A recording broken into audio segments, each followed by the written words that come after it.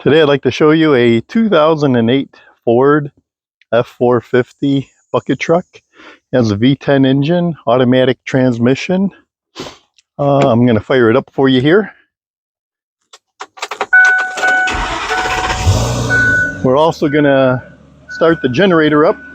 The engine does not have to be running to operate the boom. The only thing we have to do is start this generator up. It supplies the hydraulic power to the boom.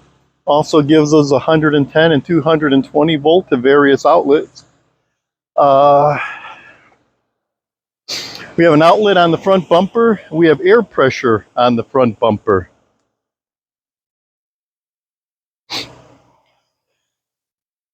We can start and stop the generator from behind this panel.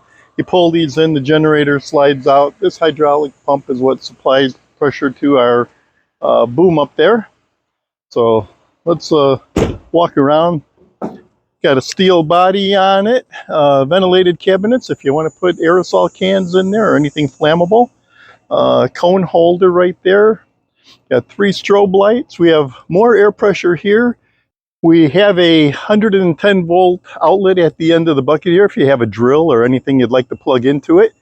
We also have air pressure here, a quick disconnect if you want to bring any air tools in the bucket and operate.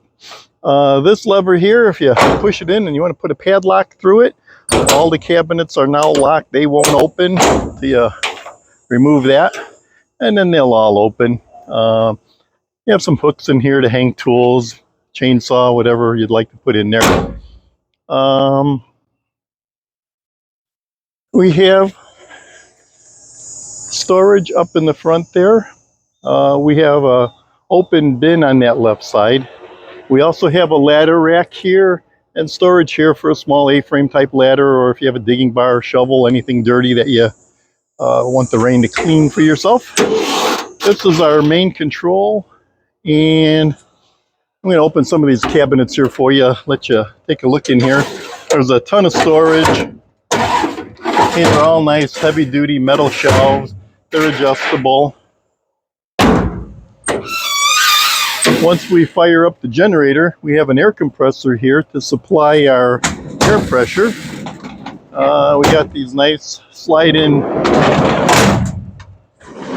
heavy-duty steel drawers here.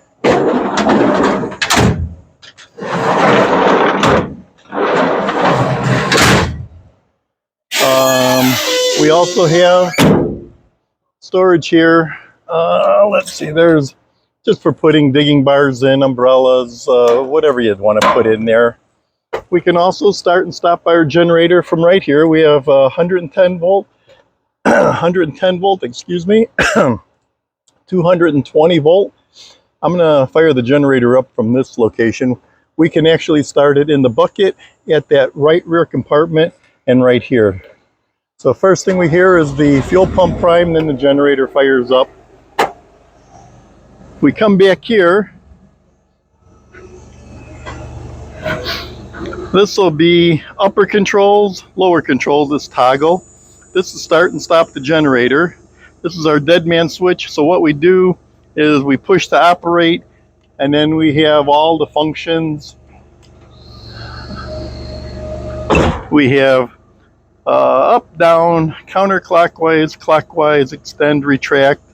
And this is if the generator were to die out or you had a mechanical failure or something. It's an emergency DC pump to get you back down where you need to go. All of these controls are also in the bucket, except in the bucket, instead of this switch right here, we have a toggle switch for high speed and low speed.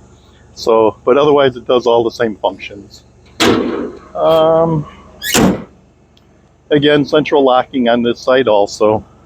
Wheel chocks down here. Take a test drive. We've got air conditioning. Turn that off so the video doesn't pick it up. AM, FM, radio, upfitter switches for strobe lights. We have a 12 volt port, another 12 volt port, cup holder down here, coin holder over here, glove box. Let's go for a little ride here.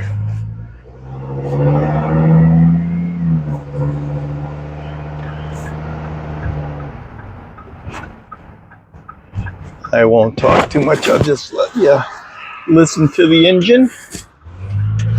Transmission shifts nice and clean. Engine runs nice and smooth. Has plenty of torque.